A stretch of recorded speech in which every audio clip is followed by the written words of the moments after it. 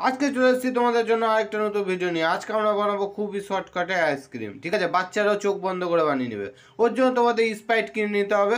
এখানে দেখতে পাচ্ছি স্প্রাইটের ছোটো বোতল, মানে 20 টাকার বোতল, যেগুলা 7 আপের 20 টাকা বোতলগুলো হয় ওগুলা। ঠিক আছে, আমাদের বড় ছিল বলে আমরা করছি। তো এবার এখানে আমরা ঢেলে দেবো স্প্রাইটটাকে। ঠিক আছে, তো তোমরা 7 আপ ইউজ করতে পারো, একই জিনিস দুটাই।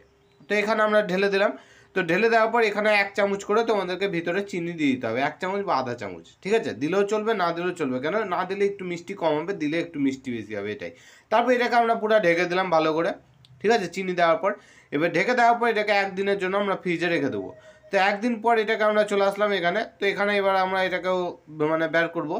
তো এখানে দেখতে পাচ্ছি পুরো জমে একবারে সাদা হয়ে গেছে, মনে হচ্ছে শুধু বরফ আছে, কিন্তু যখন টেস্ট করবো তো পুরো একবারে স্প্রাইট 7 আপ যেটা দিবা সেটা টেস্ট উঠবে একদম ঝাকাস এখানে।